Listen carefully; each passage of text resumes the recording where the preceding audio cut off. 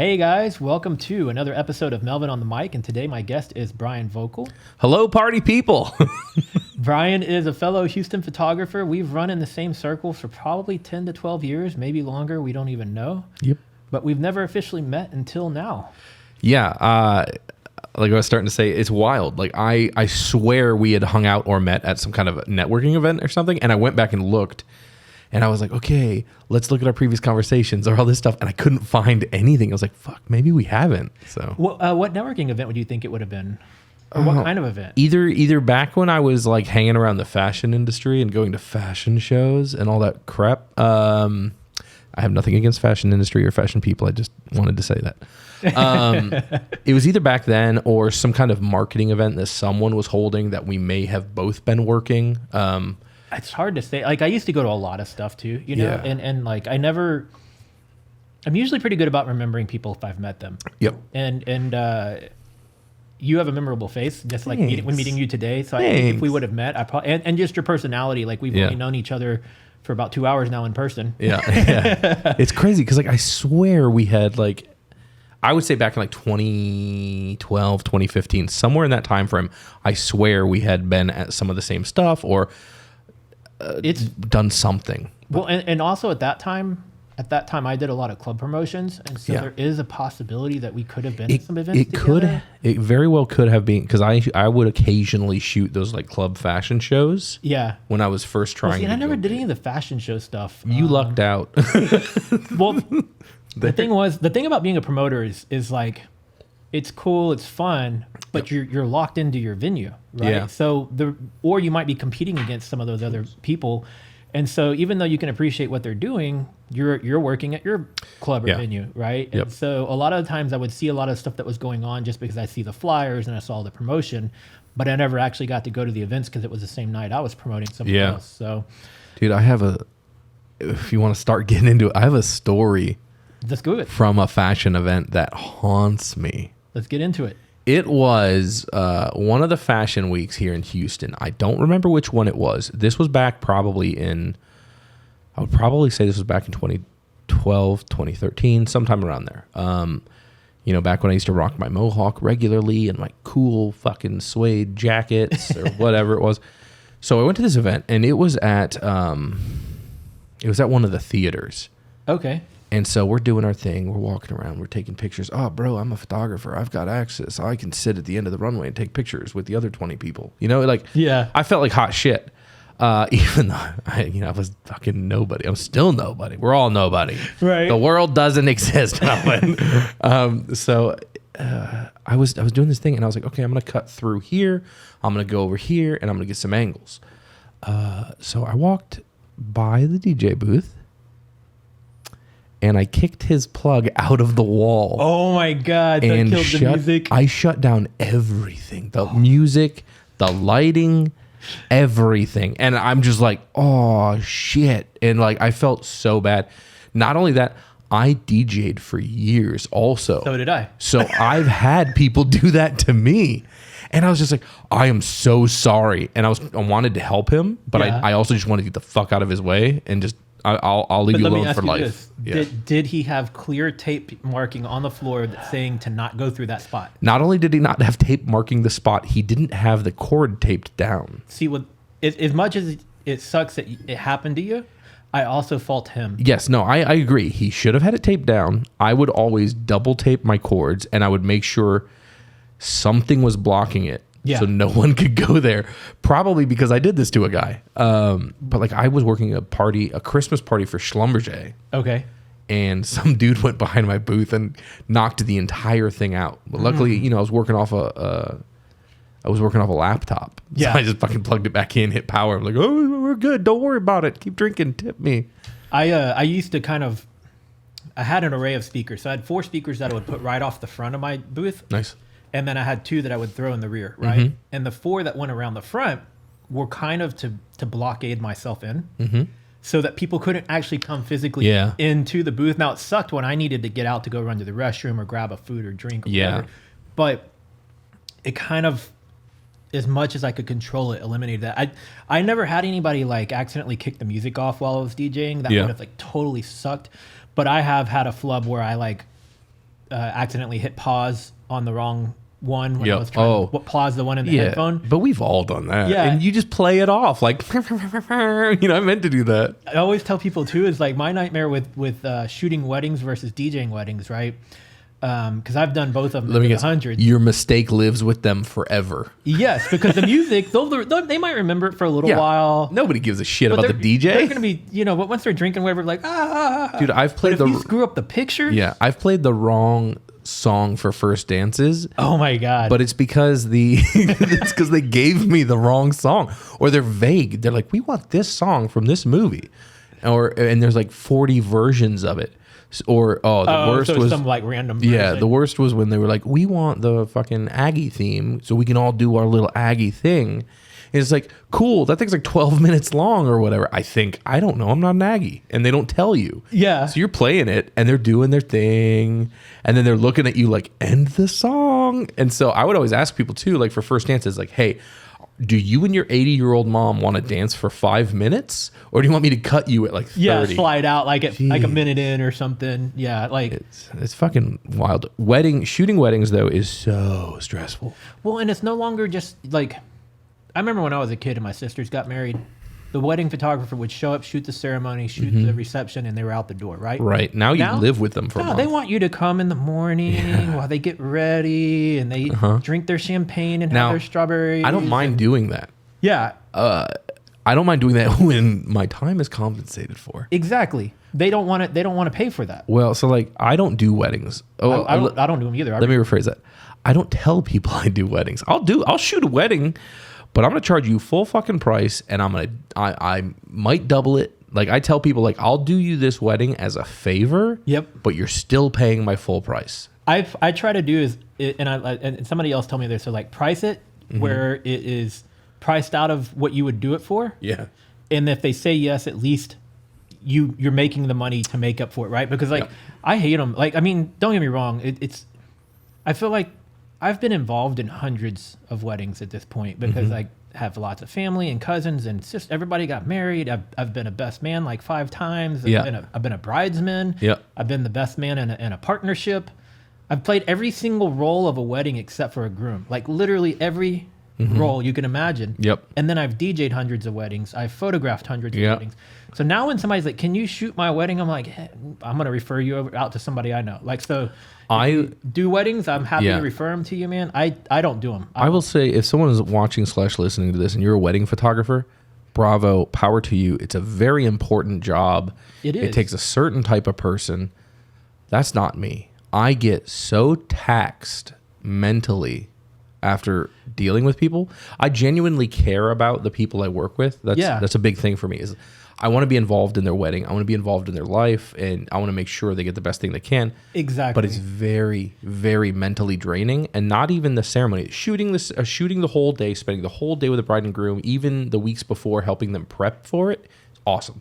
Then the 2 to 3 weeks of working on their photos exclusively is terrible. But you also should at some point start outsourcing, which I have a hard time doing. it's tough because there's certain things. It's like if you have a certain style, can somebody else replicate your style the way you do? I'm so bad at outsourcing. I just started outsourcing product photography, and not even fully. Yeah. I'll send it out for cutouts. Like I'll shoot it on white background as is, but I'm like, cut it out anyway, Yeah. and then send it back to me, and then I have to clean that up, and then I have to do my final processing, and then I do my exporting, and then I do my delivery. So I'm still very much involved, but I'm trying to get as uninvolved as I can. I want to get to the point where I can have somebody do my video editing. Oh God, that's so hard to do too, because I've had a couple of people edit videos for me. Yeah. And you have to tell them very specifically what you want and give examples, which there's nothing wrong with. But, well, I'm also cheap, so I go the cheap route and I get cheap results. Yeah. And so it's hard to, on my end, it's hard to justify, oh, I could send this out and pay X amount of dollars, or I could just take a day and do this, Yeah. And it's... Well, your time is money too, and so It is. part of my evolution and of growth with YouTube is to be able to put out more content, but not lose the quality along the way. Mm-hmm.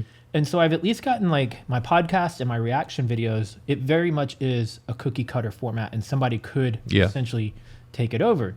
But the file sizes, right? So we're currently it's just you and I, so we're running 2 cameras.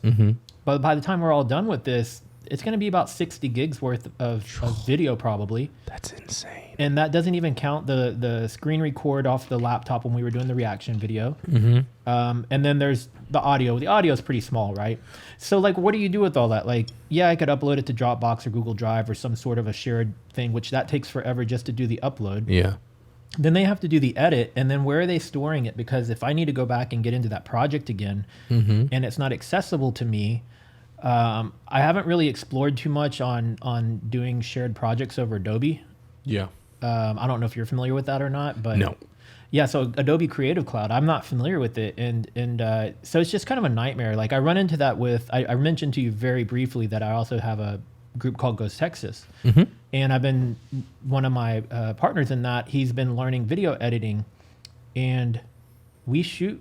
Like when we shoot Ghost Texas, we might do an investigation that's like 6 hours, 8 hours, 10 hours long. And we might have anywhere from 30 to 40 cameras rolling for the entirety of that. And so then it takes me like a week just to dump all the cameras. And then I upload it all to Google Drive so that he can review it remotely and our other team members can review it remotely. But he's starting to learn to edit now. So like he's got all the projects and he's doing a decent job for having zero experience. But like if I ever needed to drop into that previous project, I have no access to it. Yeah. Yeah, that's got to be frustrating. It's a logistical nightmare, right? Yeah. So if anybody watching knows much about shared projects with video editing, Who knows, man? I do think I'm going to do something dumb and petty real quick. I think I'm going to switch headsets yeah, man. because I want the red one. Oh yeah, go for it, dude. Just unplug it right here. Yeah. Red more your color. Well, my brand is technically red and white. There you go, man. And That's so- why I got 4 colors of headphones. What color are mine? Are mine black? Yeah, you get the black on black. I had the silver over here for a while, and when I watched myself back, I didn't like the silver. Nice, cool earphones. Right, because we just Which, by the way, guys, we also filmed a reaction video, so we've been at this for a little while now. So make sure y'all check out that reaction video too. Yeah, it's basically just me sitting there, just like, It's good. It's high quality. No, it was fun. It was fun. So, how did you end up in photography? Like, have you always been interested in it? Did you fall into it? Like, how did that happen for you? So there's 2 answers to that. Right. The joke answer is that when I was a little kid, I thought photographers got to see boobs all day. I'm not saying they don't. A lot of photographers do, and they're living the dream, baby. But so I was like, oh, I like girls, But what's funny is I got into photography. I remember specifically, ironically, I saw a commercial on TV in like 95 or 96. Okay. We were sitting at home on this little CRTV, and a commercial came on for the Canon Rebel, the EOS Rebel. Check out this autofocus bullshit. And I was like, oh my God, I want that for Christmas. I was stoked. Yeah. Ironically, I don't shoot Canon. Never did. And that wasn't a digital camera; it was a film camera. That was a film camera, but they had some kind of special. It was the EOS Elan 2. That was my first. Yeah, they had some kind of special autofocus. I don't know what it was. I just remember the commercial was football players. It was the first one that had the tracking yes. of your eye. Yes, that's what it was. 96 was my senior year of high school. And my dad bought that camera for me. And believe it or not, 96, that camera and 2 lenses was about $3,500. That's insane. No wonder I didn't get it for Christmas. I was like 10. Film. Yeah. So that piqued my interest. I've always liked it. I always had point and shoots as a kid. Take a picture, take the film to Target, drop it off. Week later, you'd have photo. It was fucking magic. You'd have photos from nothing, and I loved going back through the photos, and you capture these memories, and you go through, and whenever you view these 4x6s, you were taken to that moment. You're like, oh my God, I remember when I took this. The smell and the feeling of the day or whatever it was. It was amazing. And so I've always loved it.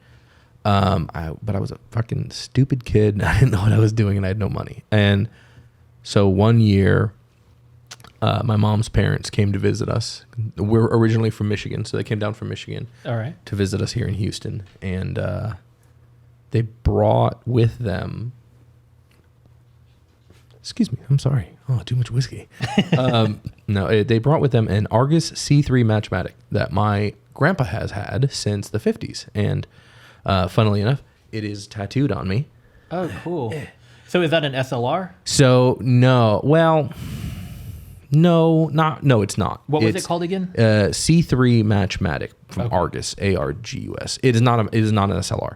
This is, I think, pre-SLR, actually. Okay. This very much had the parallax lenses, and it had a very interesting focus system, which was kind of like SLR.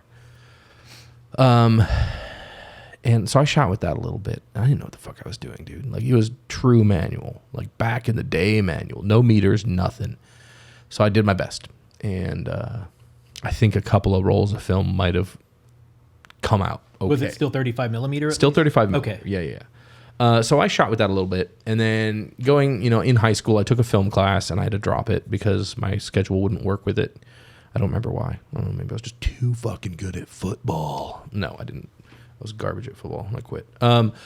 So I ended up quitting the film class because I was a quitter. And so I think like senior year, my girlfriend at the time bought me a Minolta QTC. No, that's not it. QTC 97. I don't know. There's a Minolta. I had 2 lenses. It was lit. And so I would shoot everything on that. And, the joke being that I got into it for girls. I think I took one picture of my ex-girlfriend once with that camera. That's funny. She was like chilling at her house and I was like, snap. And that was it.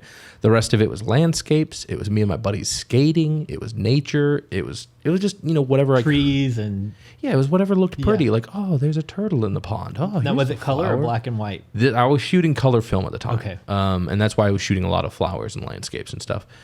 So I did that for a bit. And then... That was senior year. That was 2003. And then like shortly after that, I got like a Sony point and shoot. And so that's when it was like 2006. Yeah, a couple of years later, I got a point and shoot. I had a little break, a few years break. Was that film still, or was that digital at that point? That was digital. That was like my first digital That was camera. when digital Sonys were they took the market at that Yeah, the crazy zooms and all that, and the terrible quality. Yeah, all that stuff. And they had that long, awkward memory stick that was like the shape of a stick of gum. I think it still used SDs, honestly. Did it? Okay. I think so. This was not... Their original one was like a oddly long... Yeah, no, I didn't use those. I think it was SD cards, because I had SD cards for other things, like printers and stuff. So... This is a fucking long story. I'm so sorry. So, podcast. That's what we're here. Yeah, I started like composing shots. And actually, if you go on, it's not on my website. I don't think. I hope not.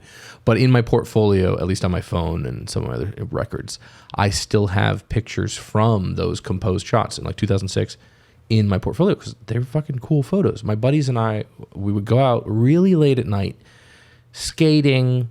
Definitely not doing graffiti, things like that, hanging out, just being stupid kids, and just, I don't even want to get into the stupid shit we would do.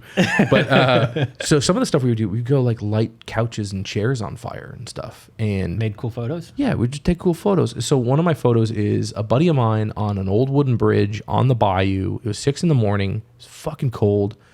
And he's standing on this bridge and it's silhouetted. So it's just him black on this bridge and with the bayou running parallel to my view plane. So the reflections there and everything. And it was awesome. Another one was down in a golf tunnel under a golf course. Water all over the ground, single light lighting the frame. Again, just standing there. And so those two are two of my favorite photos that I got back then. Some of the other stuff was like, oh, jump off this fucking boat in this field and take a picture of it. And it was garbage. It was absolute garbage. Never fucking saw it Was again. this the era of Jackass? Yeah. And so that was me really kind of realizing, like, I can tell stories almost with these. None of the stories were good, and I didn't know what I was doing back then. It was still a lot of auto. I was starting to figure out ISO. I was starting to figure out shutter speed, but I didn't really have any resources at the time, And like that stuff wasn't as readily available on a computer like it is now. No, I mean, like there were message boards and stuff, but fucking I was pre-YouTube. I was 20. I wasn't going to get on a message board. Excuse me, old guys, what does this do? Nah, dude, I was like, who wants to go fucking skate? Like, who wants to go pick up chicks? Or whatever the fuck we did. I don't even know. Who wants to be lonely by ourselves in our apartment while playing PlayStation? Things like that. And so So that was that. That was like really kind of like, this shit's cool. I could figure this out. And then also in 2006, my buddy Chuck, shout out Chuck, I know you're listening. Yeah. He called me. He's like, yo, bro, I'm going to join the Army. I was like, that's cool, dude. Have fun later. He's like, no, you should join with me. I was like, I don't think I'm going to join with you, man. I was a no good skater punk. Like, I just was not me. Anarchy. Yeah. Not quite. I wasn't that like No, not like dedicated. that. I'm just kidding. I still took showers and stuff. So like, he's like, no, for real, you should join the Army with me. And like, I'd recently lost my job. I had a sick job as an 18-year-old. Actually, I guess at that point I was 20. I had a sick job anyway. I was getting like $18 an hour back when minimum wage was like $5. Yeah. $18 an hour, worked half days, and just like, it was legit. And then I got let go. Because What were you doing? Mostly playing on MySpace, learning how to code. That's how I learned HTML too. Yeah. With MySpace. And that's why I was let go. They realized they didn't need my position. I was supposed to be a portal administrator, Okay. calling these clients and walking them through how to sign up on the company portal and things like that. Things I now understand. Back then, as an 18-year-old, I didn't know what the fuck I was doing. So I was on MySpace all day. Yeah. Yo, who went to the Underoath concert last night? Shit like that. So I joined the Army. 2006, I shipped out on my 21st birthday. Wow. The government was kind enough to give me a voucher to take to the airport so I could get myself a calzone. I had to buy my own beer because the voucher won't buy alcohol. And I fucking celebrated in the airport by myself. It was like, your 21st? Yep, at like 10 in the morning. Man. So I did Army stuff, right? 2007, I volunteered to go to Afghanistan, and I went to Afghanistan. And while I was there, I was like, fuck, dude, I should get a camera over here. I had a point and shoot. Real garbage ass one, another Sony. And like Sony CyberShot? Yeah, it was. It was a CyberShot. Terrible photos. And I broke it out doing some training one day or something. I had it in my cargo pocket that all our pants had. I sat down and I broke the screen. I was like, fuck, I need a new one. I'm not going to fix it. So I ended up getting a Nikon D40. And this is why I'm a Nikon guy. Minolta back then stopped making cameras. Minolta quit. And I only knew Minolta and that Sony. And I hated that Sony. I knew I didn't like Canons because the digital Canon color, the color profile that digital Canons had back then, I didn't like it. It was a little bit more what you would call D-Log now. So Yeah. it was kind of flat. I really liked the vivid light of Nikons. I really liked that Nikon pushed their lighting. Like back then, Nikon was all about their lighting. If you like lighting and you like Nikon, or you just like lighting, check out Joe McNally. He's like the godfather of lighting. His shit's amazing. Check out the Hot Shoot Diaries. It's amazing books. Anyway, or the moment it clicks is another one of his great books. Hot Shoot Diaries. Or Hot Shoe. Oh, Hot Shoe. Hot Shoe Diaries. And The Moment It Clicks. Those are two of his books, and they're fantastic. Okay, cool. But so I ordered a Nikon D40. I had it shipped to me in Afghanistan. And I was taking pictures, but it was, again, on auto. And I was like, I want to learn how this works. So what I would do is I had this steak knife that I'd found on a mission somewhere. Okay. Like I was doing missions every day. We were out in the trucks, talking to people, walking around, doing our thing. I found this fucking steak knife. Don't know why. It wasn't in someone's kitchen. I didn't steal it out of their house. It was like on the ground. Yeah, it was on the ground somewhere. So I fucking picked it up, and I ended up back with it in my barracks.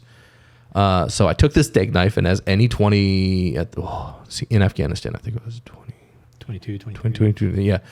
I took it and I threw it in my ceiling, and I stuck it up there. And then I had also a Vivitar 285V, and I had some Pulsar triggers. So I set it up, pointed the flash perpendicular to the camera at this knife, and I took a picture. And I would turn the knob, and I took a picture and turn the knob, took a picture, turn the knob. And I did that, and I learned, that's basically how I learned ISO, aperture, and shutter. Moving the camera around, taking pictures of this thing, and realizing, okay, if I adjust the shutter, it adjusts the motion. If I adjust aperture, I also learned that aperture correlates to flash intensity and not aperture intensity. Ambient intensity. It does, yeah, but in correlation with all the other stuff. So that's basically how I learned my basics. So we had a PA there, not a photographer's assistant. It's a PAO, public affairs officer. Okay. So public affairs PA. he would take photos each of us took during the missions, and he would send them out to a military journal. And every week, 3 of the images would be published from Oh, that's cool. everyone. Yeah. So I got published early on, like real early, and it was amazing. I loved it. 1 week though, the thing that really turned the tide for me is I submitted some photos, always did. And 2 of the photos that were printed out of the 3 were by me. Nice. And the 3rd photo was of me. Oh, interesting. Yeah, so I had something to do with every photo that week. And that's when I was like, I want to do this full time. This is what I want to do.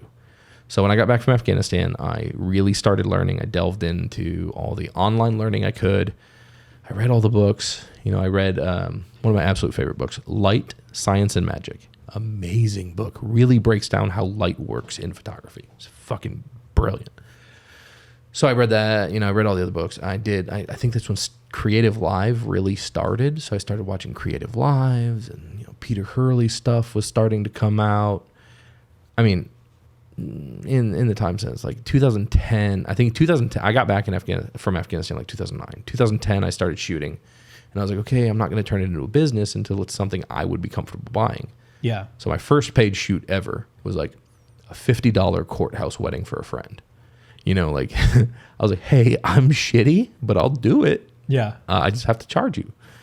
And they were cool with it. And they used those photos forever. You know, like it was awesome. 2012, I went full time. I've been shooting ever since. Still trying to get better every day. I was cringy as fuck in the beginning, just like everybody is, you know. Sometimes when I look back at some of my original stuff, I'm like, I think back, like I was proud to put it out at that time, and now I'm like, oh my God. Like I can still appreciate it. Yeah, but I'm like, proud I did a lot of that. But like, so there's the Dunning-Kruger effect I talk about all the time, especially in trainings. The Dunning-Kruger effect basically it's that thing of like, the more you know nothing. Or the more, you know, because like in the beginning when you're starting, you've got all that ambition and drive and the big fucking ego, and I'm so good. And you just want to do everything. And you've got everything. Really saturated images, really heavy contrast, and not really know what you're doing. Because you don't want to look like an amateur in the beginning. So you boast a lot, which is nothing wrong with, you know, fucking fake it till you make it kind of thing. You know, I have imposter syndrome today. But like, I don't know where I was going with that. So like I look back on that stuff and I'm glad I did it. It got you to where you are. Yeah. And I learned a lot. Like, to me, it's like you learn from your mistakes. One of the things, like, my journey is actually, it's oddly enough, it's very similar to yours. It's kind of funny, man. As I'm sitting here listening to you, I'm like, dude, I almost sounds like my first camera was given to me by my dad. It was a point and shoot little Kodak one, 35 millimeter. At about 8 years old, and I didn't understand the concept of film, and I went through a roll of film like really fast. And he's like, oh, it's really great that you took the pictures, but you have to understand that it costs money to develop these and print them. So make sure that you're more thoughtful on the pictures you take. And so, yeah, I remember it was like we went to South Padre that year for summer vacation, and I shot pictures. And then I didn't really do a whole lot with a camera, a whole lot until I got to high school. And then I started taking photography, and you mentioned Minolta, right? Mm-hmm. My dad gave me his 35 millimeter Minolta from like the 70s or 80s. However, he had the thing from 20 plus years. Yeah. I still have that camera. And that's what I learned on in high school with black and white film and developing it myself in the dark room, and learned how to use an enlarger, and I learned all of that. And then I had a gap in photography up until probably around the same time as you, because it was like I had a Sony CyberShot. Mm-hmm. And then I went to San Francisco like 2-3 years after that. I think it was like around 2009. And I got a Rebel. Actually, let me rewind. In high school, as a gift, my dad bought me that Canon EOS Elan 2. Mm-hmm. And that's what got me on Canon.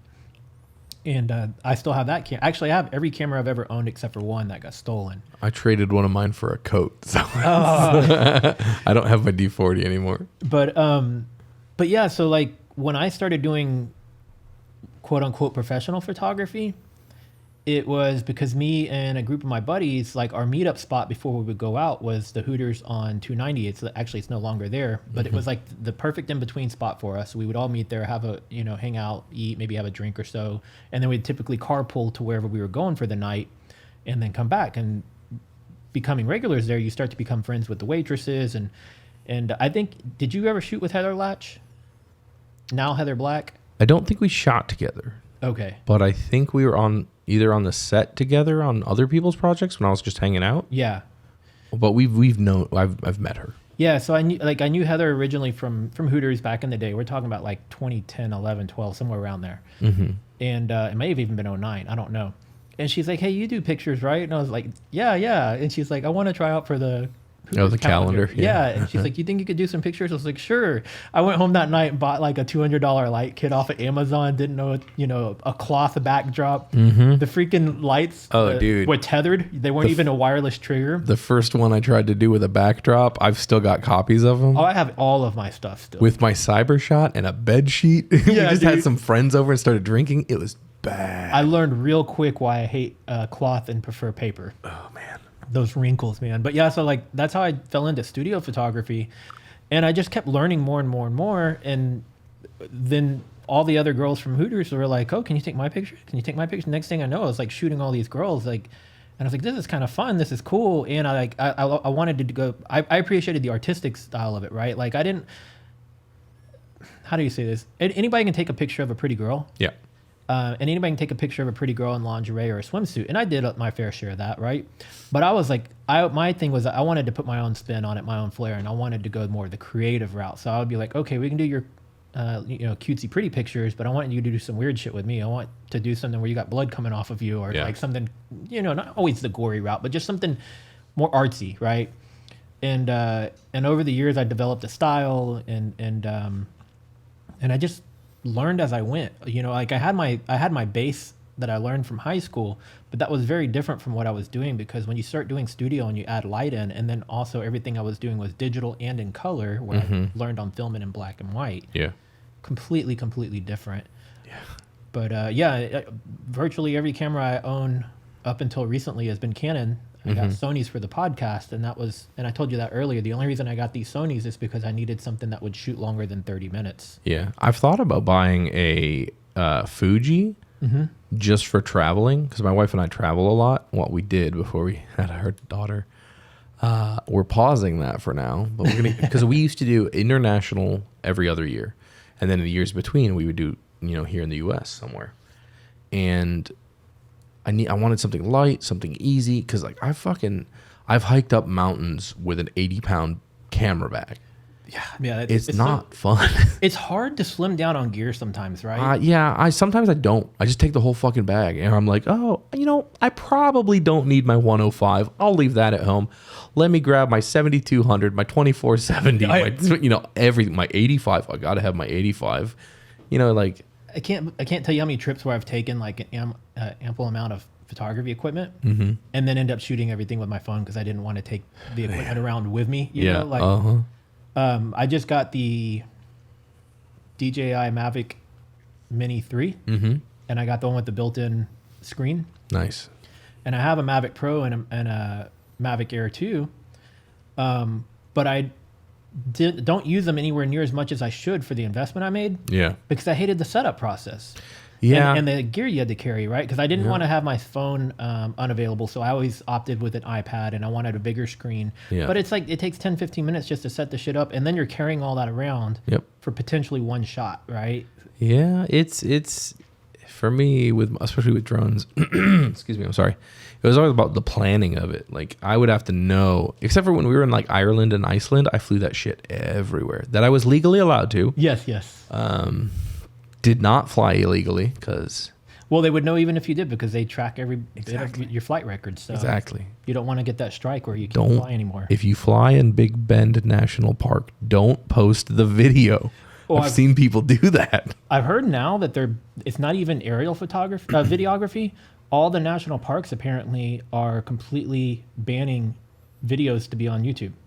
Interesting. Which to me is like, it's kind of counterintuitive, because if your goal is to get more people there, it's like free advertising, like unless I don't know, I don't understand the purpose behind it, but I just saw that recently because I follow a lot of travel vloggers, and I don't remember which channel I was watching on, but they were discussing that, and they were saying it's officially banned, and you can actually even get fined. That's crazy. After the fact, if they see the video on your YouTube, they can still fine you. That's crazy.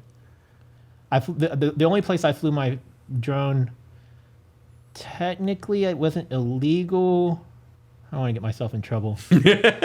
I was in New York in what's the main park there? The big old park? Central Park? Central Park, yeah. I'm like, What's that park in Yeah. the center of New York? I was drawing a blank. Yeah. And I turned it on, and it's like, you need special permission, Yeah. whatever, blah, blah, blah. Do you have special permission? I was like, yes. Yep.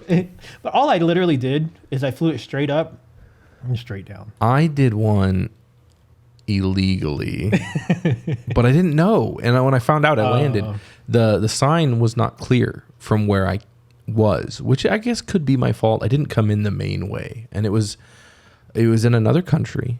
I was fresh up. I'd researched all their laws and everything, and I was following the best of my ability.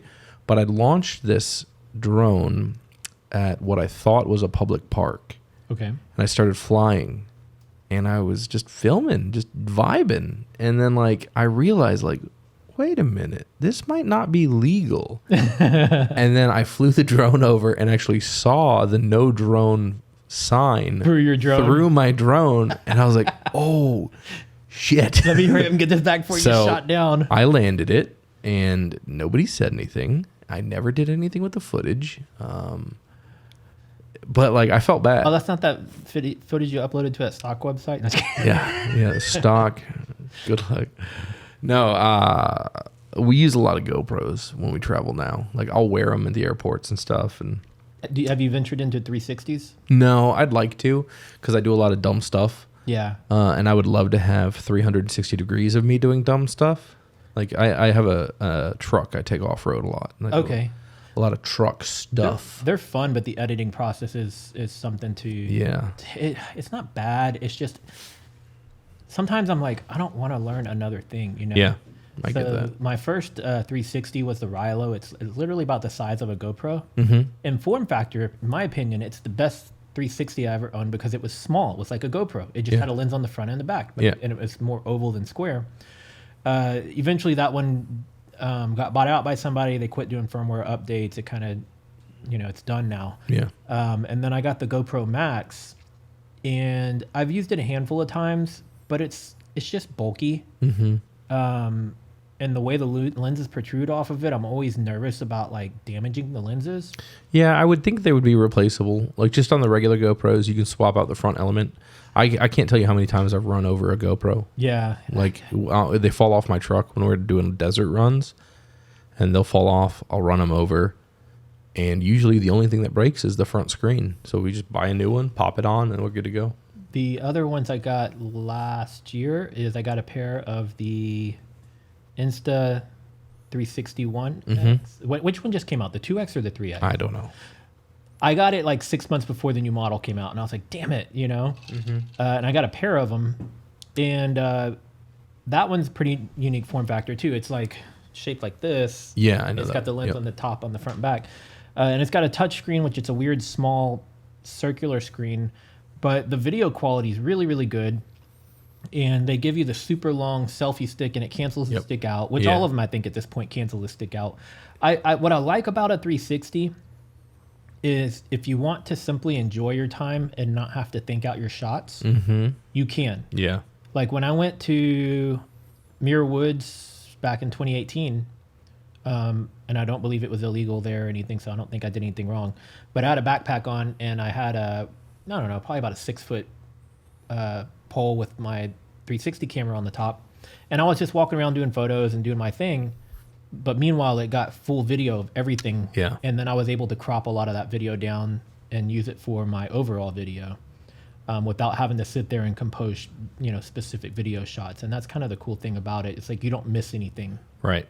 Yeah, we've used them when like riding motorcycles and stuff, and it's neat because you can set basically keyframes. Like, Yeah. hey, turn to this at this point. Yep. Yeah. That's the thing. And it's like, I have footage that I shot last April. Man, it's coming up on a whole year. I went on a cruise last year, and with the intentions of making 5 videos from the cruise, and I've yet to touch the footage because that's when I jumped into focusing a lot of different content on my YouTube, Mm-hmm. and got buried in the edit process with that. And I'm like, man, I got to get back and edit. Now it's a whole year coming up. It's like, maybe I can get it done before my birthday and launch them exactly a year later. Yeah, dude, I am so far behind on my I guess you'd say on my trade work. Uh-huh. Once a quarter, I do a creative shoot for myself, just to keep my stuff updated. But then I also do book building trade shoots. And one of the ones I did recently was of a Lexus. It was just automotive photography. Okay. That thing is so pretty. And so I've already edited some of them, but I let him go through and pick out a few more. And I was like, yeah, I'm going to edit these for you. I'll get them to you. You know, we can print them out. You can hang them up, whatever you want to do. We'll get you taken care of. But my workload for my clients have jumped up. So I've been so busy lately. And I'm telling you, I'm so sorry. You know, I'll get them to you. I got to finish these client projects. And I'm outsourcing what I can. You know, certain things get outsourced. But like for the automotive, I don't want to outsource it. I'm having a hard time finding people I trust to edit my photos. That's always my fear, is if somebody steals your work. Oh, I don't care about that. I'll hit them with a, cease and desist and an invoice. Like this sounds shitty. I've got lawyers on that. Like Yeah. I'm set up for that. I have people that scour the internet for me.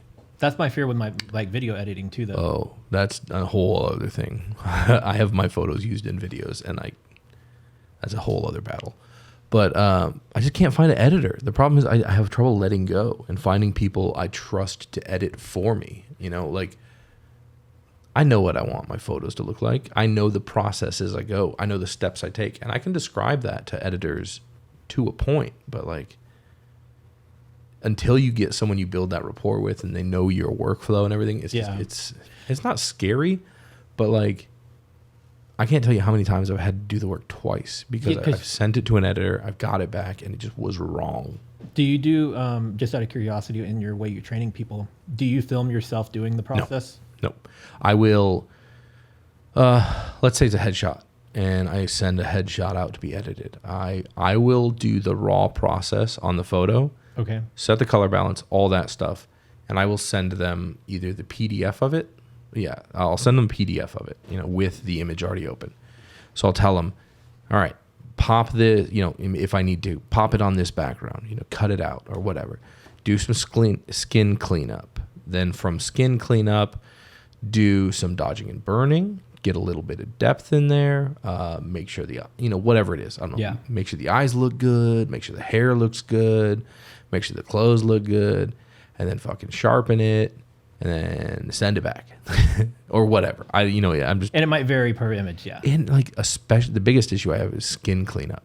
Like some people go way overboard and some people don't do anything, which I respect the not doing anything more than the going overboard. Like, because then it looks like a mess. yeah. And like, if you don't do enough, I can go back and I can add to it. But if you do too much, I'm starting over. Yeah. And I usually tell people, like I don't tell them what to do exactly, but I'm like, if it's on their face and it will still be there in a couple of weeks, leave it alone. Like it's part of them. Yeah, if like it's a permanent, like maybe blemish or scar, it's not just like a pimple or something like that. Yeah, there are some cases you can lighten it or make it less noticeable, but it's part of them. Don't get rid of it. And some people, I get photos back and it's just unrecognizable. I hate when it's like all the fake eyelashes and like. There's a place for it. I mean, it's certain things, but like when it's overly recognizable, that it's like everything else looks normal, but then you got these like really bold eyelashes. And I'm just glad people have but slowed down doing robot eyes. Yeah. To where like bright white eyes, bright red lips. Yeah. It's like, bro, bright white teeth. Like that's not what people look like. And not only that, if you're looking at any of this stuff on a older monitor, it's not like an ultra super high contrast like we're used to editing on. It doesn't look right. Oh my goodness, it looks even worse. I had speaking of monitors and whatnot, I don't know if I have these on here. I'm gonna try and I don't have control. Oh, try it again. Just tap that little button on where the mouse is below it. It probably just.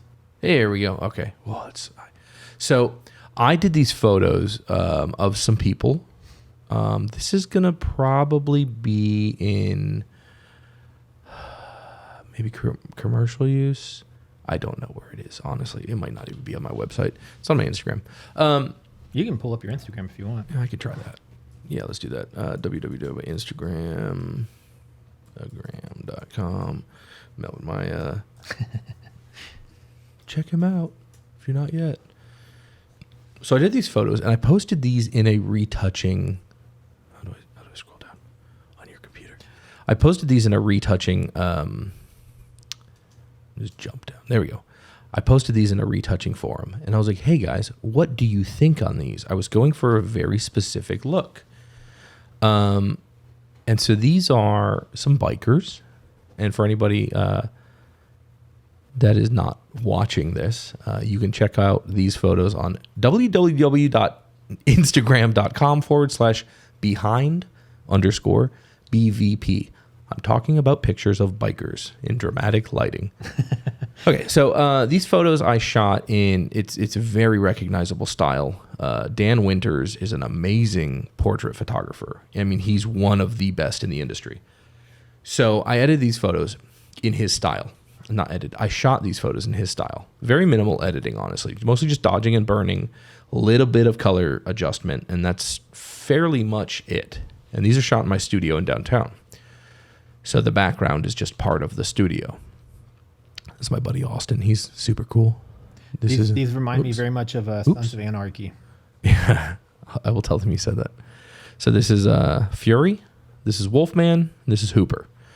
So I posted these into an online forum.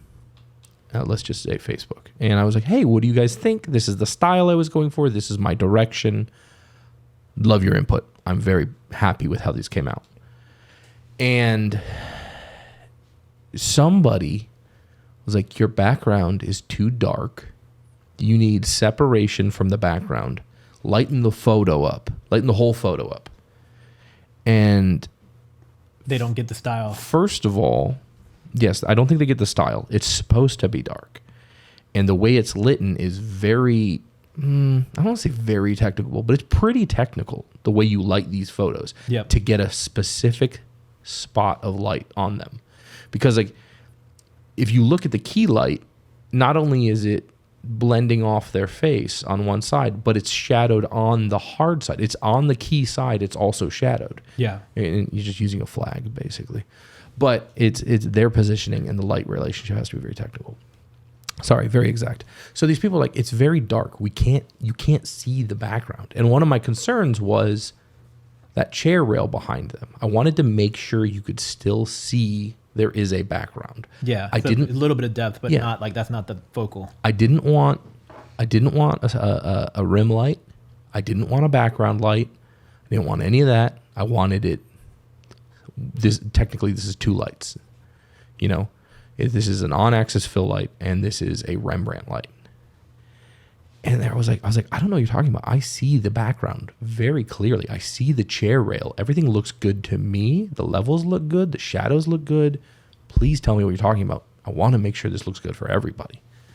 And they were like, well, this. I was like, okay, what are you viewing this on? And they were like, oh, I'm looking at it on my cell phone.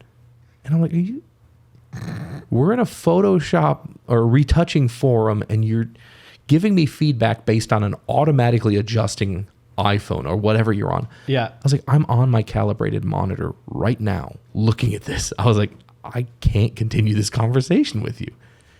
It was so frustrating. I find it hilarious now because I'm always trying to learn and grow, and I'm always trying to take people's opinions. Because sometimes my ego does get the better of me. I know that. Well, but at the same time, if you don't understand, so behind me, this is my work setup, right? Right. Yeah.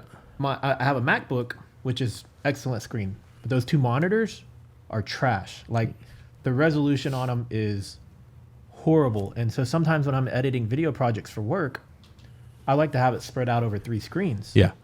But I'll force it down to just the MacBook because the resolution on those monitors is so terrible that I want to see my output as it should look, not as it looks on those horrible monitors. So are you iPhone, Android? What are you? I am unfortunately 100% into the Apple world. I have 2 MacBooks. I have an iMac. I've got 3 iPhones. I've got 4 iPads. I don't use all of them, but this shit accumulates. It got to the point my mom was giving me iPads. Well, it's funny. So you can see over there. Yeah, she's like, there's only one sitting in there right now. She's like, I have this iPad. We don't use at work anymore. Do you want it? And I'm like, yeah, I want it. And then I've never used them. My sister just gave me one. You see it over there? It's my teleprompter. That's sick. I've used them for when I've worked booths at events. Yeah. Like for motorcycle stuff.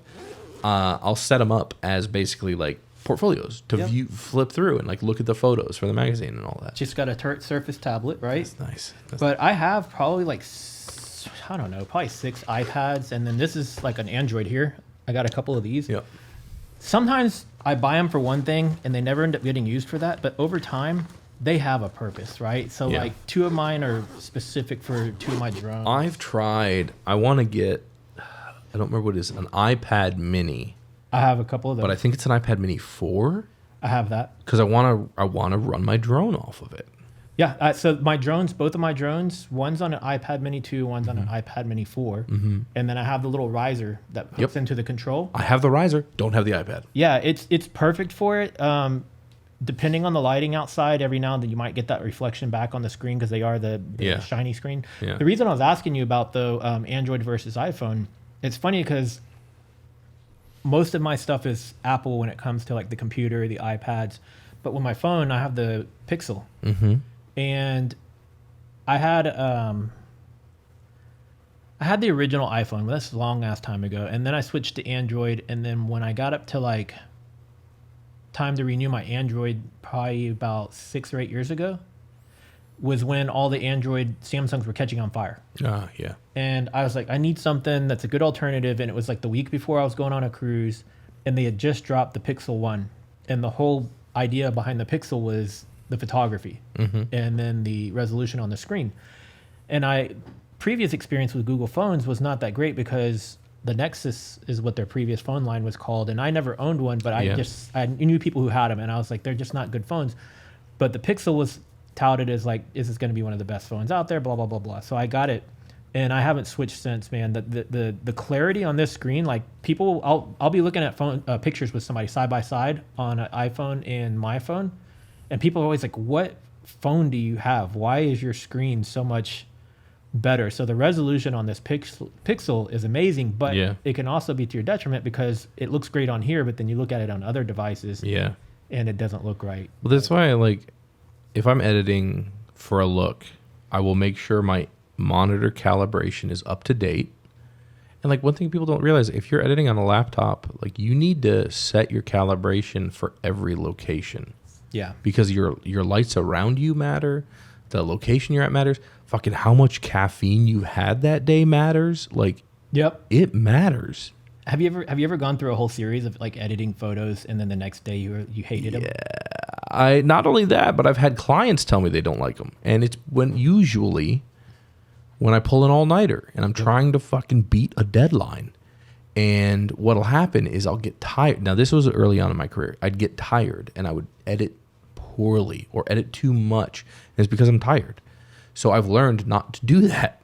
And, it was no big deal. The client's like, this one's a little bit too much. And I'm like, okay, I can fix that. We still had time. The deadline was not there yet. But that's the worst fucking feeling when a client, like, I don't mind redoing stuff or like, but you feel like you let them down. Revisions, that's the word. No, I mean, yeah, I do feel like I let them down. I want to hit it fucking out of the park every time, first time. But that's not life. So in my contracts, we have revision clauses. If something doesn't come out right and I need to adjust something, let me know. I will fix it. You will be happy. We will be happy. And I hate it. I hate it when it happens. It doesn't happen often, luckily. Most of my clients love what they get because they tell me what they want, and we have a very extensive discovery and beforehand and preparation and all that. And for the most part, my clients are like, yay, this is perfect. Thank you. I have had 2 very unhappy clients that have left me very unfavorable reviews, but you can't please everybody. You can't. And I don't wish anything poor upon them. One of them was, I'm going to say very loosely, a misunderstanding. And one of them was actually my fault. And I did everything I could to fix it and make them happy, but there was no fixing it. There was no making them happy. They just wanted to move on. And, I did my best. I apologized. I did what I could to make it right on my end. And then we parted ways.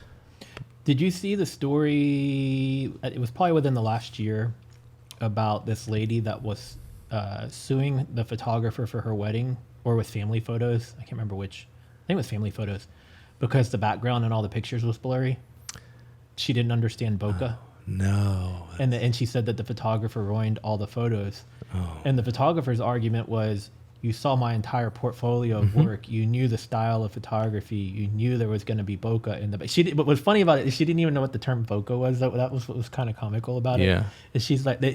The person says, they made all the pictures blurry. Yeah. Like, yeah. that's the style. That's- like, if you're doing outdoorsy photos. Now, some people I think can sometimes overkill the bokeh. Yeah. But yeah, I remember seeing the photos and I was like, they're amazing photos, and the photographer is actually not, pricing themselves crazy. Like they probably could have charged more for the photo session than they did, and you're trying to sue. Like it's you can't please everybody, Yeah. I've never had a real problem with a client. Like, I can count on one hand over the course of 10 years how many clients I've had unsatisfied or dissatisfied with my service. And it's usually a breakdown of communication. Yeah. Which I always will fault back to being my fault, because it is my job as the photographer to guide the client through the process and do everything I can, especially if it's business to business. If it's me to the final user, I need to be the voice in the conversation. I need to make sure that we understand each other and we're working towards what they want. If there's, me working with a marketing agency who's then working for a client, that's a bit different because there's a whole creative team involved. Yeah. So I try to make it very clear in that case what the ask is. What do you want? Like, what is your end goal? How many photos do you want? What type of photos do you want? What are the must-gets? What are the things we want? What is this? What is that? And that, by keeping everything very open and transparent, keeps you from having issues, because you will show up to a shoot and a client will ask you for, we need a portrait of this guy standing in this position with this behind him and the sun behind him in the sky, and we want it to look awesome. And you show up and it's fucking raining. Yeah. You can't do it. You can't. So, you can fake it all goddamn day. You can fake it, but like, the client needs to understand that you will do your best, absolute best, to give them exactly what they want. And if it's not right, you will do what you can to fix it. Maybe go do a reshoot. You might have to. Sometimes you have to do a reshoot. Fucking sucks, but you got to bite that bullet. You got to keep those clients happy. You got to keep work coming in. You need to feed the baby. Yeah. That's ever since we had a kid. For me, it's like, I got to feed my baby. I haven't really had any major fallouts with anybody so far. I haven't had major fallouts. Like, not fallouts, but like I haven't really had like unhappy. Yeah, it happens, husbands. Unfortunately. The closest call for me was earlier. I mentioned there's only one camera I don't have anymore, and that's because I had done a series of bluebonnet photos. Like when you're learning and you'll go book like 5 shoots back to back in a spot where there's bluebonnets. Yep. So I'd done Memorial Park, and I shot a couple of families there, and then the last family I did, we had met at their house. So I drove back over with this close friend of mine, and they're like, "Do you mind if we look at the photos?" And I was like, "Hey, I gotta run, but if you don't mind, I wouldn't usually do this, but I'll just dump the photos on your computer and you can look through them because I don't have time to stick around." And like, "Yeah, that's no problem." Well, it actually was a lifesaver that I did that, because the following day I had a whole series of photos shoots booked out at Mercer Arboretum. And on the first shoot, somebody broke into my car and stole all my camera gear. And had I not dumped those photos on their computer, I didn't even realize that I had actually dumped all the photos that I had shot that day for the other families too. Oh, wow. And so I was able to salvage all those. But that was like, I was furious about losing my gear. But my first immediate thought was, people pay me for photos that I can't now produce. And then when I found out that I had actually dumped all the photos on my friend's computer, I was like, what are the chances? Like, that's something I would never do. That's why anytime I go somewhere, I typically don't leave my equipment in my car. I don't leave anything in the car anymore. I tell people the things on that is, don't leave shit in your car, for one, if you can help it. 2, have insurance on your equipment. That's a huge thing. But what I've started doing is if there's a case where I have to leave it in my car or whatever, I will always remove the memory card and keep it on me. That's a good idea. You can have my fucking camera. I'm keeping the pictures. Yeah. But also, don't do it when you arrive at your destination because someone could see you fucking around with an expensive ass camera. Do it when you're leaving the shoot. Put the card in your pocket. Put your camera away. Put it in your trunk or under your seat, wherever you think it's safe that it's not. Yep.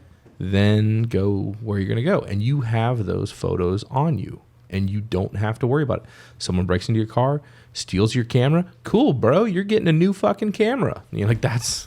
I was dating a girl before where we decided that we were going to go somewhere after having been out, and I had camera gear and all this, right? Mm-hmm. And I was like, and so I pulled off the road into a parking lot, whatever, a mall, whatever, right?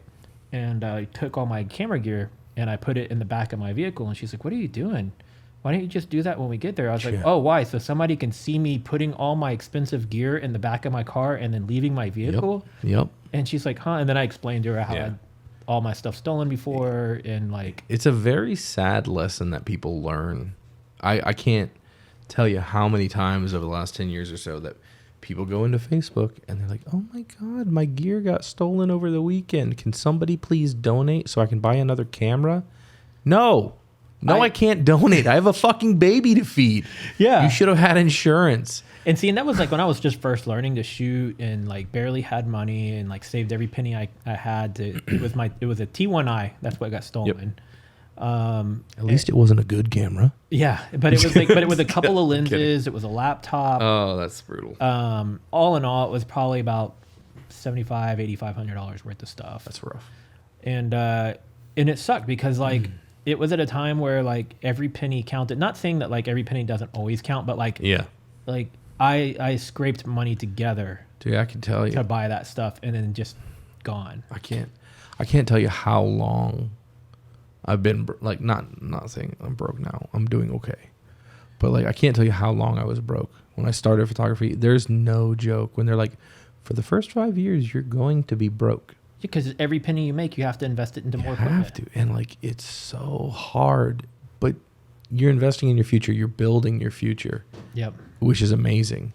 And the hardest part of that, excuse me, is having friends, family, and partners that understand that. And I have been beyond blessed that my partner is amazing, and she has always supported me. That's awesome, man. It makes a difference. And we've gotten into it before. The week before I proposed, we got in a big argument. We don't really fight. We've had a couple of fights over the years. Disagreements. We argue about things, and it was basically money was so tight. We were barely paying bills. Some days we weren't paying bills, and we'd have to catch up on them. But we had an argument over it, and it was a bad thing. And in my head, I was like, "You don't understand. Like, I'm proposing next week. Shit's tight for a reason." And like, it was so bad. Okay. But it's all okay. We've been together now like almost 8 years, and we have a baby. That's awesome, dude. Yeah, it's legit.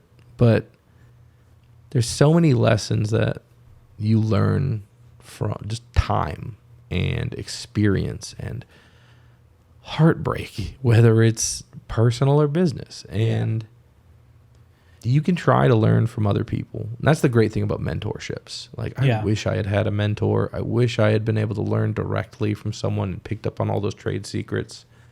But it's a dying practice. People don't really get the whole mentor thing anymore like they used to back in the day, apprenticeships and stuff. If you have the opportunity to mentor under somebody, fucking do it. I agree 100%. I think the closest thing we have to that these days, though, is YouTube. Because a lot of the stuff I learn... Or even like Creative Live. Yeah, like I just go like... when I don't understand how to do something... Sometimes the bigger obstacle is figuring out what you're trying to learn is called. Yeah. So that you know how to search for whatever you're trying to What's accomplish. Crazy, though, is like you might learn how to do it technically. Yeah. But you don't learn those little tricks. Or like if you're out on a shoot and like let's say I'm shooting on location with a skylight and a couple of lights and scrims or whatever, and we've got the whole team there and we're going through this technical shit. There's probably something I could have done better. There's probably a way to do it that someone figured out a long time ago, that if you're out there mentoring with someone, You know, maybe you've never heard of the Sunny F16 rule. Maybe, you know, if you haven't heard of the Sunny F16 rule, it is set your camera to F16, your ISO and your aperture are inverse. So ISO 100, shutter speed, sorry, not ISO, no aperture, ISO and shutter, inverse. ISO 100, shutter 100. F16, if it's a sunny day, perfect exposure. So shit like that, you learn from people that have, yeah, it's a great trick. You learn it. It's like the old saying, F8 and go. Set your camera to F8, take some pictures. You're probably going to get something. You know, like things like that you learn over time. The zone system from Ansel Adams, like I have his books on my bookshelf, and reading these books, so simple. And you can learn the zone system on YouTube in 5 minutes. There's some really good videos involving waterfalls. Beautiful. Good job, guys.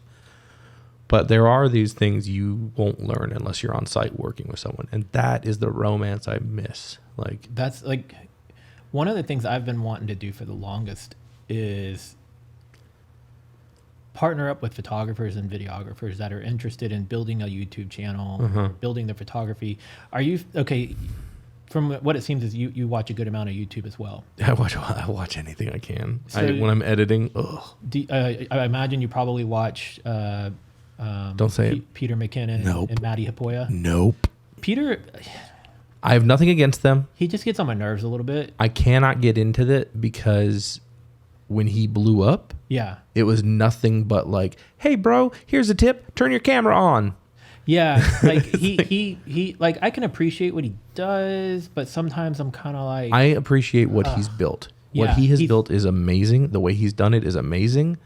But in the beginning, it was nothing but beginner stuff that had nothing to do with me, and it was frustrating. And I think that's why it resonated though, is because there were a lot of beginners that were trying to learn. I think you were already past where he was. I think the biggest issue I have with all that, honestly, it's frustration. I want those revelations. I want people to show me a video and it be something I haven't already struggled through. Yeah. I want someone to be like, check this shit out, and me to be mind blown. That would be amazing. But most of this stuff I've had to fuck up and find out on my own.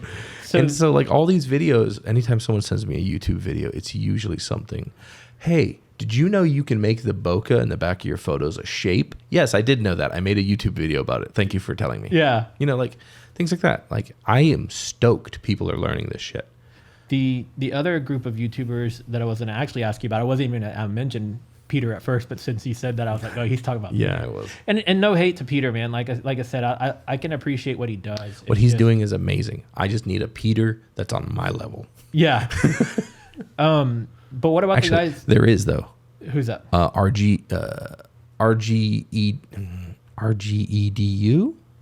Those guys are dope. Easton Chang has done some amazing automotive stuff with them. Okay. They actually just shared one of my things on their story from some automotive stuff. But RGEDU, Flern, all those guys, they do some fantastic stuff. Sorry, keep going. No, you're good. And this is going to be some younger cats out of Australia. Hayden Peterson, North Borders and Seventh Era. Are you familiar with them? Wasn't Hayden Peterson the cheerleader in Heroes? Save the cheerleader, save the world. Oh, you're talking about Hayden Panettiere. That's her. Totally different looking people. So no, I'm not familiar. So something that they do is kind of fun, and they've grown a really substantial following on YouTube, and they created a photography Discord group. Is they do these photo challenges. So they'll meet, like, let's say we're right here in Houston, right? We go to Discovery Green. We say, all right, we got 2 hours. You can go shoot whatever you want, and then we meet back here at a certain time. If you're late, you're already lost.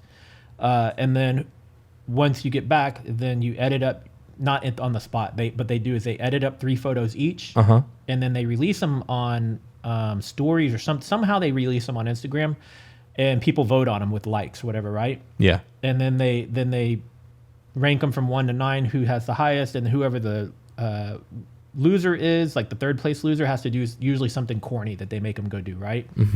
But the videos are fun because it kind of forces them to push the creativity like at a rapid pace, and sometimes in an area they've never been in. Sometimes they're just shooting landscapes. Sometimes they have models, but it's just fun, right? And I kind of want to create a group like that here in the Houston area, but I've yet to come across people who are down to do that. And it's also with us getting older, right? So like you were saying, you're already juggling a lot, trying to keep up with your work. Yep.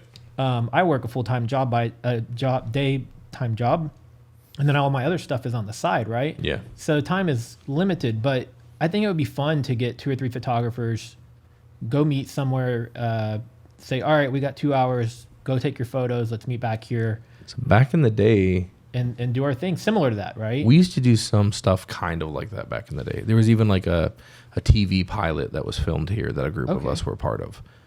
It ended up being kind of like I'm not going to say it was a scam, but it wasn't quite on the up and up. Okay. And so it was similar to that. It was sick. It was really fun to be a part of.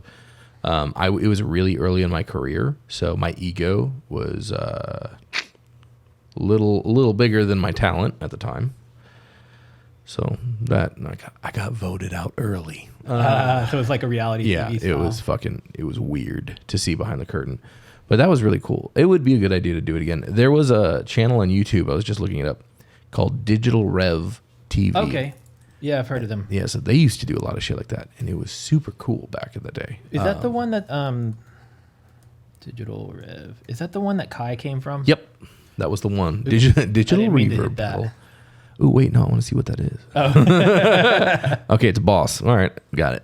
Yeah, because I used to watch that, and Kai, left him and did his own thing. Yep. But no, like Hayden Hayden kind of actually fell off for the last like apparently the lockdown in Australia was much worse than it was here in the States. That reminds me right there of something that bugs the shit out of me. But anyway, sorry. And so he kind of fell off for a little while, but he's at 1 million subscribers. But the other two buddies that he does stuff with, North Borders and Seventh Era, they do a lot of really cool stuff, and like it might not always be up to par technically. This guy in particular, North Borders, is very much into automotive. Yep. So you might like some of the stuff he's doing.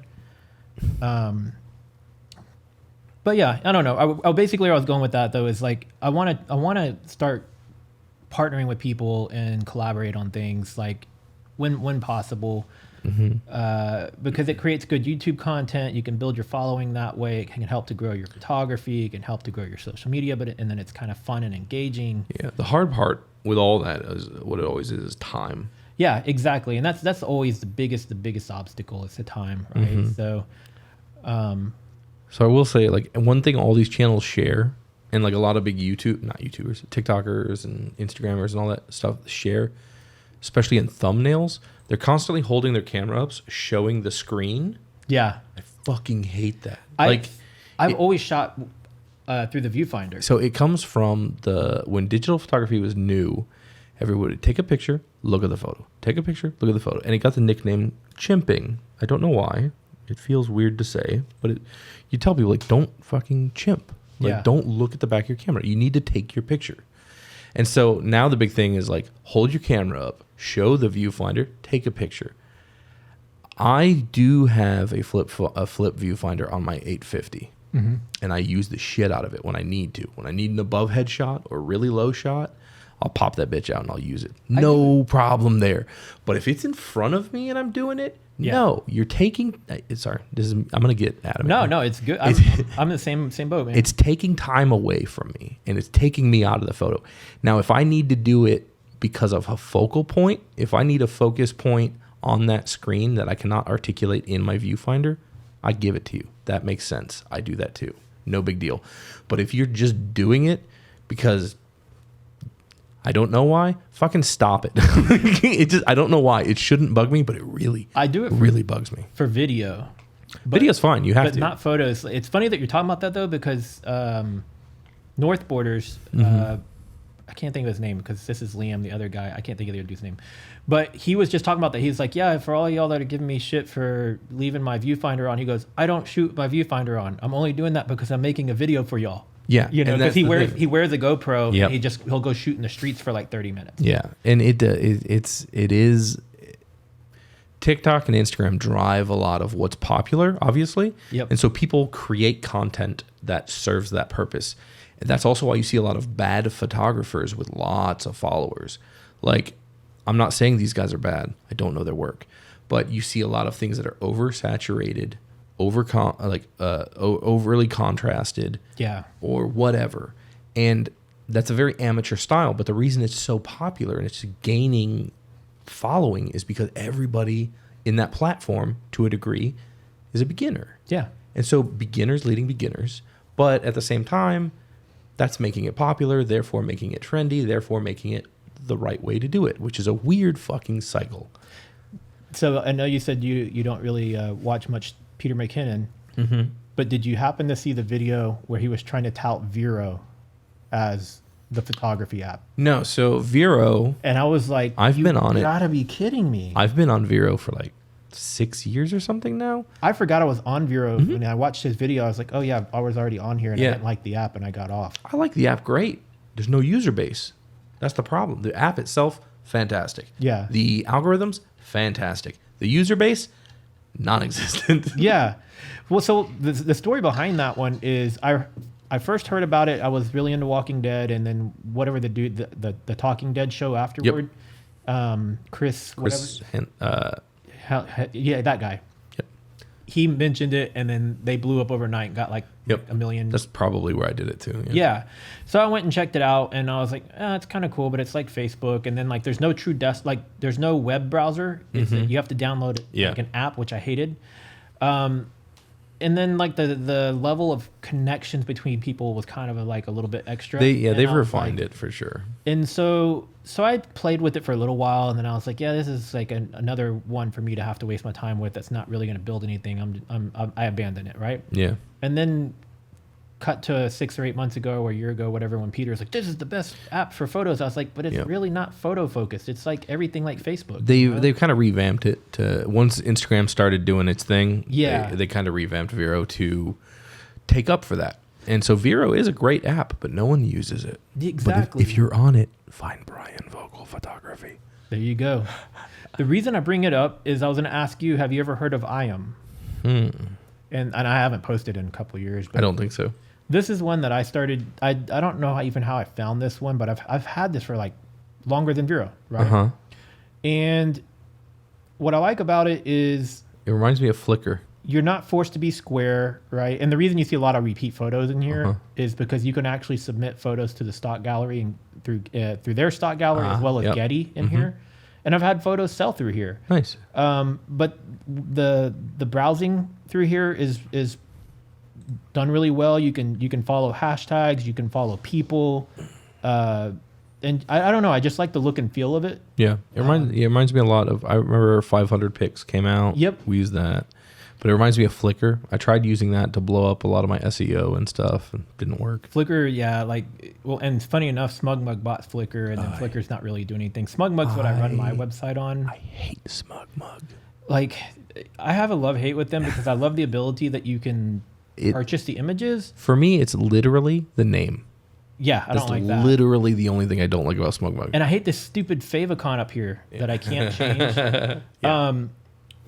I like the gal like this, how it just auto fits everything. Yeah. And I like that you can like purchase the photos or whatever. I hate that they have zero integration with, well, they have some integration with WordPress, but not to the extent that I would like. Yeah. You know, like there are tools that you can use to build a full website out here are pretty lackluster, and you can't really do much for the SEO. So like I've kind of given up on that route on this, and I really don't do as much of this stuff anymore. So I'm just like, whatever. But they keep jumping the price up too. It's like $250 a year or something now, and I'm just like, dude, I'm not even making $250 a year off of this. Like, Yeah. it's not worth it. So I use, for my viewing and my galleries and stuff, I use Zenfolio. But like I don't have it on my website anywhere. It's something I send directly to a client. got it. Yeah, like I have that's the other thing is somewhat user friendly here, is that you can do private albums for people and create a password, and then you get public albums and all that. Yeah. Well, cool, man. I think we're well over an hour at this point. Whoops. Didn't feel like it though, I man. still have so much stuff to complain about. No, Well, we can keep going, or we can have you back for another episode. It's man. whatever you want. I feel like we've barely talked about photography at all. It's crazy, right? I would say let's wrap it here, only because, you know, I don't know if people are going to listen to a 2-hour podcast. Yeah, like if you're still listening, I'm sorry. Thank you so much. You're a sweetheart. I hope you have a great day. One of the things I always like to ask people is any kind of specific question. So, you're my guest. Is there anything that you'd like to ask the audience or fellow photographers or consumers that might be interested in, like what, just anything you want to tell them, ask them, get them to respond in the comments. They may or may not. I would say to tell them, this is whether you're beginning or experienced, don't give up. It's hard. It is so hard some days. You got to take the highs and the lows together. I'm saying this as someone that is redoing a lot of my business and how I do my business because I'm growing and I'm trying to grow more. It gets harder, it gets easier, but it's always worth it. And for those of you that are not full-time photographers, but you're thinking you might want to, just fucking do it. Like, you have to take that jump or it's not going to happen. My buddy Zach is one of the best light painting photographers I've ever met. And he will not go full-time because it's scary. And he has a job and he has a wife and he has all this stuff. And it's not something you can do easily. But, man, he could do so good if he took that risk. But it's a risk. You have to calculate your own risks. As far as questions go. Real quick before you jump to questions, I want to kind of. Yeah. So one thing I'll say is this. If you're still living with mom and dad, right? This is the absolute most opportune time for you to take advantage of it. Mm-hmm. Because once you have bills and houses to pay for and all that, it gets harder and harder and harder. So if you have that opportunity where you don't have a lot of overhead right now, jump into it full time if it is something you love. Yeah. And, use that ego. You need to have an ego, but don't let your ego stop you from an opportunity or from learning. Have an ego but still be humble and as well. So I didn't mean to cut you off. No, you're good. As far as questions go, I don't know. Leave a comment and let Melvin know if I should come back and what we should talk about. We can talk business. We can talk actual shoots. We can talk technical. I love talking technical. Or hit me up on Instagram with any questions you have. All of his information will be in the video description. At the time of filming, this is not on podcast networks yet. But if in fact this is eventually on a podcast network and you're listening to us there, I'm not sure how all his information will be displayed there just yet. But you can always, you can. What's your main website? My main website is brianvogel.photography. That's BrianVogel.photography. I'm taking a picture of this setup. There we go. But man, I'm getting tongue tied here. I always say that photography is an interesting thing because your camera can lead you into so many different directions. Yeah. And relationships and professional, whatever. You never know who you're going to meet, right?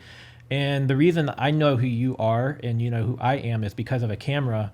And it was probably around 10 years ago, but we can't really connect the dots of exactly when or how we connected. Yeah. And oddly enough, of all places, you made a post on LinkedIn saying that you'd recently done a podcast and you really enjoyed it and would love to be on a podcast. And I'm looking for podcast guests, So although that we're doing a podcast right now, it was photography ultimately that led us here. Yeah, it's fantastic. Photography opens so many doors. Absolutely. Well, it's been fun, man. Yeah, thanks for having me. Awesome. It's been great to finally meet you after all this time. Yeah. It's so weird when you know people online for 10 years, but you've never met in person, right? It's crazy. So we'll wrap it here. If you enjoyed this, make sure to give the video a thumbs up. If you're new to my channel, please subscribe. Click the bell so you'll get notified every time. If you're hearing this on a podcast network far into the future, do all the podcast things you're supposed to do on podcasts. Like send money. Yeah. And we'll see you guys in the next episode. And maybe Brian will be back for another one if he's up for it. Bye-bye.